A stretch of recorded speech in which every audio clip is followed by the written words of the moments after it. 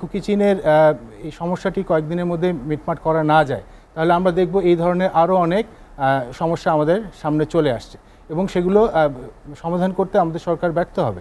বাইরের দিক দিয়ে অনেক আমাদের জানি আমাদের সক্ষমতা বেড়েছে, আমাদের পুলিশের সক্ষমতা বেড়েছে, আর্মির সক্ষমতা বেড়েছে, কিন্তু কার্যের বেলায় দেখতে পাচ্ছি যে কার্যত আসলে ততটা হয়নি। হোসেন আদিলুর রহমান আদিল যেটি কাসর ভাই বললেন যে সরকার খুবই কঠোর অবস্থানে আছে, এটি নিয়ে আসলে রাজনৈতিক বিতর্ক তাহলে কেন হচ্ছে, কেন সার্বিকভাবে এটার দোষারোপের দায়টা সরকারের উপর দেওয়া হচ্ছে? আপনার কি মনে হয় যে আসলে এই সরকার এখানে ব্যর্থ? ধন্যবাদ আপনাকে, ধন্যবাদ আমার দুই বিজ্ঞ সহ আলোচক এবং লেট এডিশনের দর্শকবৃন্দকে সালাম ও শুভেচ্ছা। আর দুদিন পরে আমাদের ঈদ উল ফিতর, সবাইকে ঈদের অগ্রিম শুভেচ্ছা আছে। না তা তো বটেই, এই রাজনীতি এখন পাহাড়ে, রাজনীতি যদিও পাহাড়ে না গেলেও এটা নিয়ে এখন প্রচুর আলোচনা চলতেছে।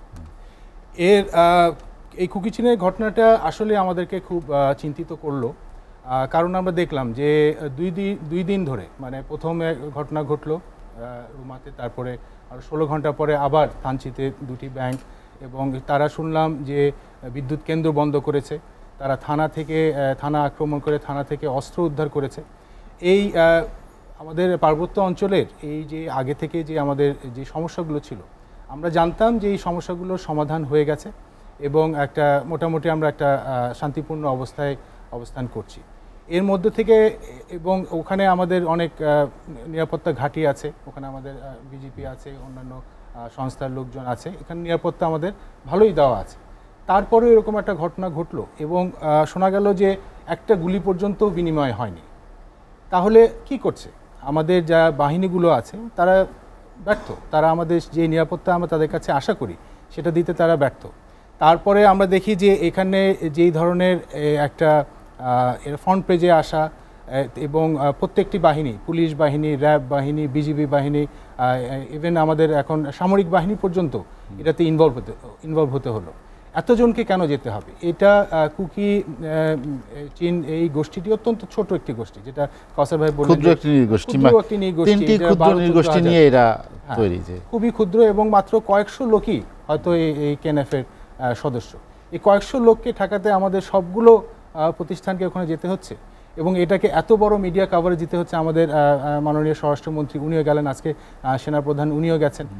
এত বড় হাইপ দেওয়ার তো আমি কারণ দেখি না, যদি না এটার পিছনে অন্য কোনো কারণ থাকে, সেটি আসছি পরে। আর এটি কেন ঘটলো?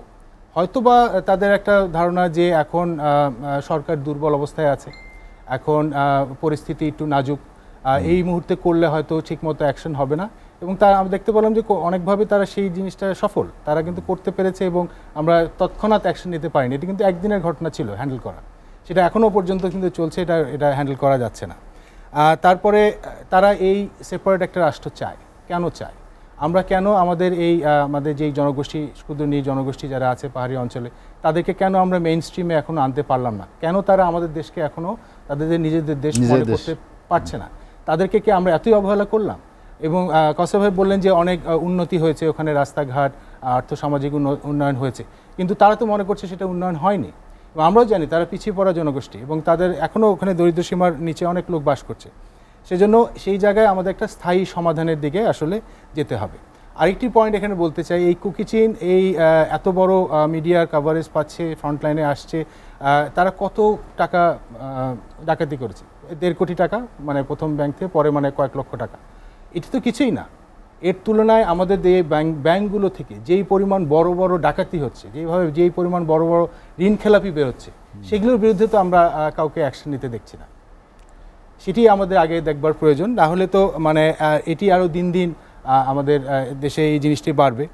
আর এই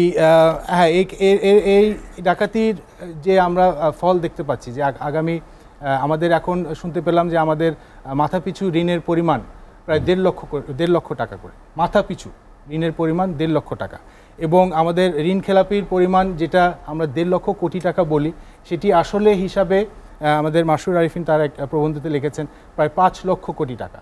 হ্যাঁ, এত বড় বড় ডাকাতি হয়ে গেল, সেগুলোর দিকে আমাদের আসলে আগে নজর দেওয়া উচিত। আমাদের এই কুকি চীনের এই ঘটনার রাজনৈতিক বিতর্কে সবচেয়ে বেশি প্রাধান্য পাচ্ছে কেন কুকি চীন? পেছনে কারা আসলে, কি কারণে রাজনৈতিকভাবে এটা বিতর্কের ঝড় উঠছে? বা আমরা বলতে পারি যে আওয়ামী লীগ বিএনপি একে অপরের প্রতি এই দোষটা চাপাতে চাচ্ছে। আপনি জানেন যে আজকে আওয়ামী লীগ সাধারণ সম্পাদক বিএনপির মহাসচিব যে বক্তব্য দিয়েছেন সেটি দিয়ে। জি হ্যাঁ, ওনারা বলছেন যে সরকার ব্যর্থ, আমাদের নিরাপত্তা দিতে ব্যর্থ হয়েছে, এবং আমাদের মাননীয় চেয়ারম্যান জি এম কাদের উনিও বলেছেন যে এটা তো আমাদের নিরাপত্তা দিতে সরকার ব্যর্থ হচ্ছে, এবং তার কারণ হচ্ছে গিয়ে সরকার এই দুর্নীতি মানে দলীয়করণের কারণে মানে দুর্নীতিবাজ লোকজনকে, অদক্ষ লোকজনকে বিভিন্ন জায়গায় বসিয়েছেন, সেই জন্যই আমাদের আজকের এই পরিণতি। এবং আগামীতেও যদি এই কুকি চীনের এই সমস্যাটি কয়েকদিনের মধ্যে মিটমাট করা না যায়, তাহলে আমরা দেখব এই ধরনের আরও অনেক সমস্যা আমাদের সামনে চলে আসছে, এবং সেগুলো সমাধান করতে আমাদের সরকার ব্যর্থ হবে। বাইরের দিক দিয়ে অনেক আমাদের জানি আমাদের সক্ষমতা বেড়েছে, আমাদের পুলিশের সক্ষমতা বেড়েছে, আর্মির সক্ষমতা বেড়েছে, কিন্তু কার্যের বেলায় দেখতে পাচ্ছি যে কার্য তো আসলে ততটা হয়নি।